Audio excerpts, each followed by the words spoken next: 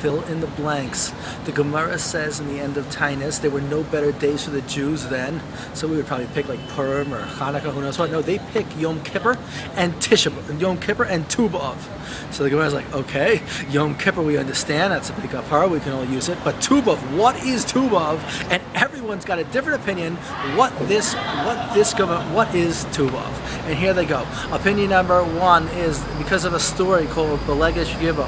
They basically Shevet Ben Yamin was thrown out of Kalai Yisrael for a long period of time. They were allowed back in, and the girls used to go out dancing on this day, and that's what probably people know of this day. Number one.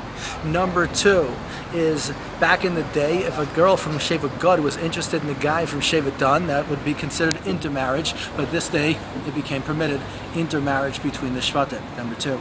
Number three, on Tisha B'Av, they used to, after the Meraglim, there were 40 years was the decree that they would have to be in the graves. Every year on Tisha B'Av, they would dig their own grave, everyone would go in, and some people would die, and some people would get up. The last year, no one died. When no one died the last year, they thought they must have the wrong day. So they go back in again, and again, and again, and they think they're still lost in the count until they see the new moon. It's the 15th of Av, they know the Gezer is over, and Tisha B'Av is over. Next, part B to that same shot is what? As long as the Gezer was intact, the connection between Moshe and Hashem was not the same.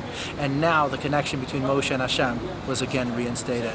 In a completely different shot, Yerovam ben Nevat, in a renegade sard of Klal Yisrael, prevented people from going to be Oila Regel up to the Beis HaMikdash. The guards were taken down on Tu B'Av and they were able to return. Further, this great city of Beitar, the Romans killed out the people and they wanted to add insult to injury. So what did they do? They left the bodies out there to decay. But a nace happened, they would not decay. And once the Romans saw they didn't decay, they said, forget it. They allowed for the Klura, and the Klura took place on Tu B'Av. That's another time. Now we go weiter. They used to cut the wood. They used to cut the wood for the Mizbeach.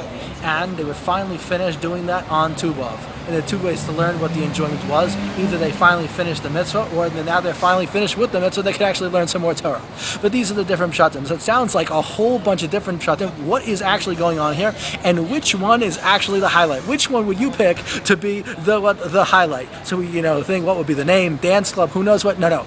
They pick, what did they pick? They actually pick the cutting of the wood. They used to call the day of the Tovar Magal, the breaking of the axe. That's what they call Tu B'Av. Okay, it sounds a little bit random, and all these things are a little bit random. What's actually going on here? Head to the B'nai Yissaschar. Basic grade is like this. We know 40 days before a person is born to announce who he's going to marry. The creation of the universe was Chafei Elul. 40 days before that was Tu B'Av. The tachlis of the universe was a connection between us and Hashem. And this was what was set to, this is what Tu B'Av is about. This is why it's a day of Shidduchim. But in order for us to be married to Hashem, we have to have Achdus and Klal Yisrael. This is why Shevet Ben Yamin would have to return. All the Shvatim would have to be together.